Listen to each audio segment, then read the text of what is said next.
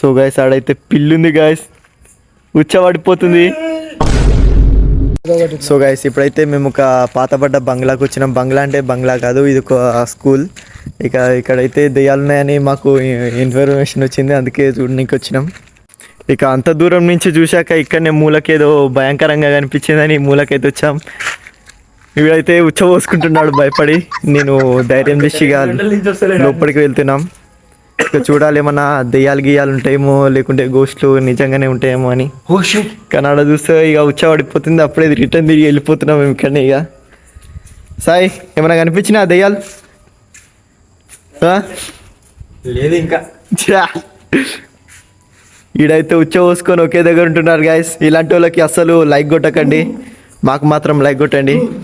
కానీ ఇక్కడ లోపలికి వెళ్దాం అనుకున్నాం కానీ తాళాలు వేసి ఉన్నది, గవర్నమెంట్ ప్రాపర్టీ అంట. ఇక కానీ లోపల డేంజర్స్ ఉంది. ఇక్కడ చూసుకున్నట్టయితే చూసుకోనికి ఏం లేదు, అయితే అస్సాం. కానీ వెదర్ అయితే మంచిగా ఉంది. ఇది ఆఫీస్ రూమ్ అనుకుంటా. అంటే ఈ స్కూల్ ఇప్పటికీ నడుస్తుంది. ఇక్కడ ఒక మనిషి ఉండాలి, వెళ్ళిపోయిండు భయపడి.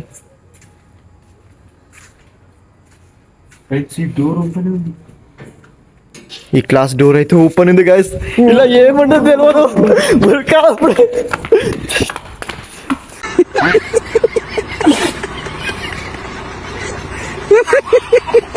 A few moments later. ఇదైతే ఒక స్కూల్. ఇక్కడ చూస్తున్నట్టయితే మొత్తం చీకటి అయిపోయింది.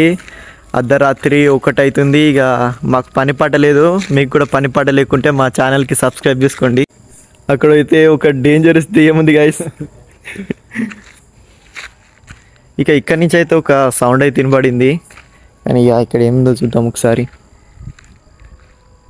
ఇక లోపల ఏమన్నా దెయ్యాలు ఉండొచ్చు. ఇక వీడియో తీస్తున్నా, వీడియో తీసేటప్పుడు భయం అవుతుంది.